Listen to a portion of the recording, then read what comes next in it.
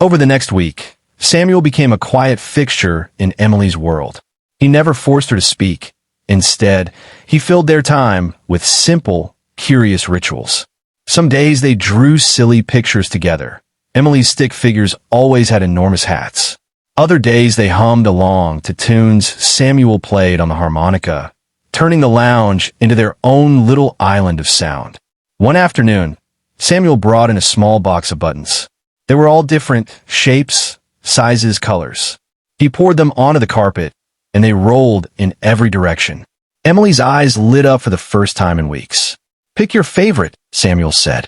She chose a round, blue one, running her thumb over its smooth surface. "That one's lucky," Samuel whispered. "It kept me safe once." Emily tilted her head, curious, and Samuel smiled knowingly. "I'll tell you the story, but only if you want to hear it." She nodded. Samuel spoke softly, weaving a tale of a boy who carried a single blue button in his pocket, believing it could guide him home whenever he felt lost. Emily didn't say a word, but she leaned closer, her eyes drinking in every detail. What Samuel didn't notice was Alexander, standing just outside the glass wall. The CEO had intended to check on progress, but found himself rooted to the spot. For the first time, he saw Emily's shoulders relaxed, her body leaning toward another human being without fear. Later, as Samuel packed up, Alexander stopped him. "I saw her smile," he said quietly, almost as if speaking to himself. Samuel just nodded. Smiles come before words. Alexander looked at him for a long moment. "Whatever you're doing, don't stop." And for the first time, there was a hint of hope in the CEO's voice. The rain had turned to snow by the second week, frosting the city in white. Samuel arrived earlier than usual, carrying something new, a tiny puppy with floppy ears and eyes that begged for love. Emily's mouth formed a perfect O when she saw it.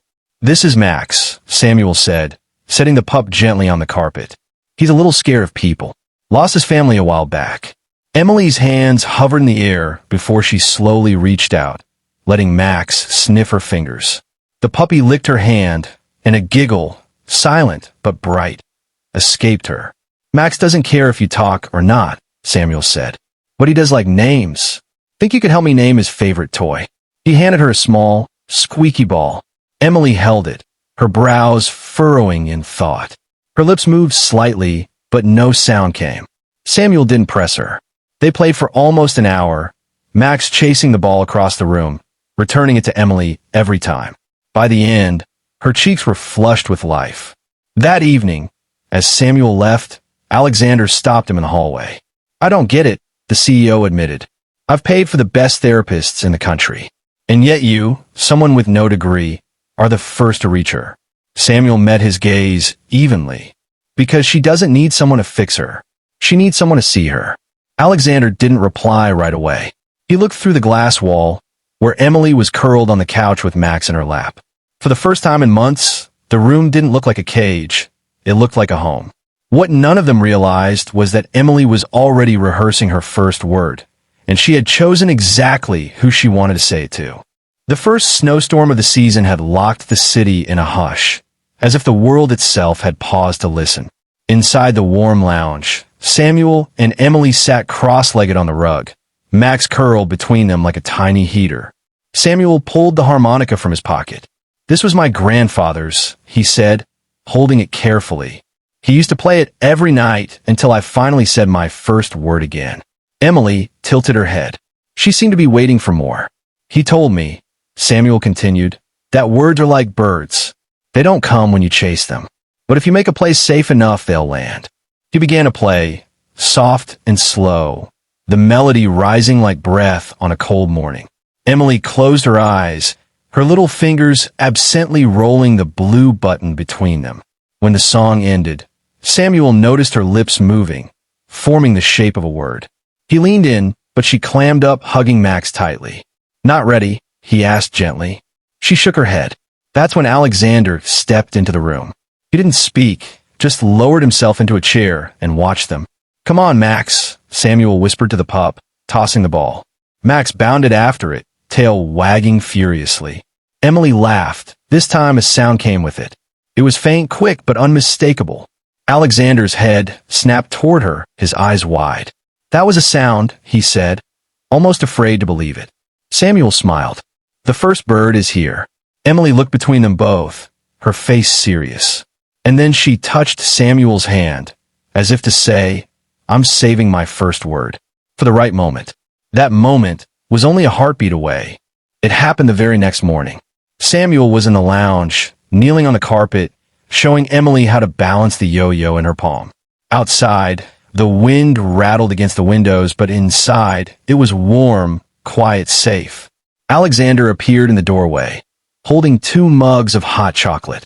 "Thought you both might like this," he said, setting them down. He lingered for a moment, watching Emily's small hand struggle to keep the yo-yo still. When it slipped, rolling across the floor, Max barked and chased after it. Emily burst into a giggle, and Samuel's heart swelled. "Try again," he encouraged. She did, and this time, the yo-yo balanced perfectly. She looked up at Samuel, eyes shining, and without warning, she spoke. "Stone." The word was soft but clear. Alexander froze, the mugs forgotten in his hands. Samuel blinked, almost wondering if he'd imagined it. Emily held up the smooth river stone from the wooden box. "Stone," she repeated, stronger this time. Tears welled in Alexander's eyes. He knelt beside her, pulling her into his arms. "You did it," he whispered. "You found your voice." But Emily leaned back, turned to Samuel. "Thank you," she said, 2 perfect words, steady and certain. Samuel's throat tightened. He had no fortune, no title, but in that moment, he felt richer than anyone in the skyscraper. Alexander stood, looking at Samuel with something between gratitude and awe. "I made a promise," he said quietly. "Name it, whatever you want." Samuel shook his head. "I've already got it." He glanced at Emily. Her smile, her voice. "That's all I need." And in that snowbound room high above the city, 3 people, and 1 very happy puppy, sat together, knowing they had changed each other's lives forever. The winter rain hammered against the glass walls of the CEO's office, but Alexander Graves didn't notice. His attention was fixed on the little girl sitting silently in the leather chair across from him. Emily was only 8, her hair neatly braided, her hands clutched tightly in her lap, and her eyes, wide and searching, said everything her voice could not. "She hasn't spoken since the accident," the child's aunt explained, her voice breaking. "The doctors say it's trauma. She just won't speak." Alexander's jaw tightened. He had built an empire on fixing the impossible, but nothing in his life had prepared him for this. Emily was his late sister's daughter, his only family left, and he was failing her. That's when his desperation spilled over. He rose, his voice trembling but loud enough to echo through the marble halls. "If you teach her to speak again," he declared, "I'll give you everything, my money, my properties, anything you ask." The words drifted down the corridor. Most staff froze, too stunned to move. But in the far corner, mopping the floor, a quiet figure lifted his head. Samuel, the janitor, had been invisible in this skyscraper for years, cleaning the very edges of wealth he could never touch. He leaned on his mop, eyes meeting Alexander's.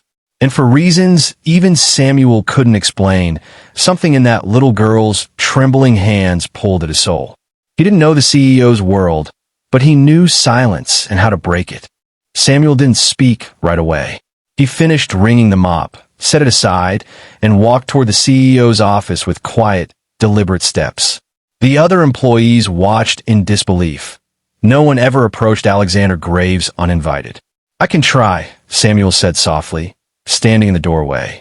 His voice was calm, almost too calm for the gravity of the moment. Alexander frowned. You're the janitor." Samuel didn't flinch. "Yes, but I know what it's like to lose your voice. When I was a boy, I stopped speaking for 3 years after something happened. People gave up on me. Everyone except my grandfather.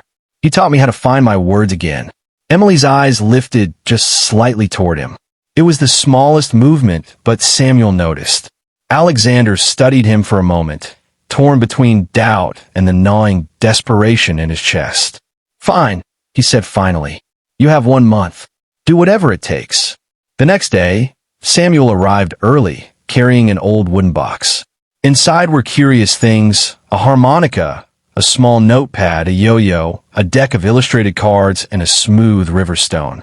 Emily sat on the floor of the CEO's private lounge, hugging her knees. Samuel sat opposite her and placed a box between them. "This," he said, lifting the stone, "was my first word after 3 years." I said stone. "Not hello, not yes, just stone." Emily blinked at him, her gaze fixed on the shiny surface. Samuel slid it toward her. "You don't have to speak until you want to, but we can make sounds. Humming, whistling, anything." He tapped the harmonica gently. The soft note filled the air like a warm breath in the cold. Emily's lips twitched, just barely, but it was enough for Samuel to know something had shifted.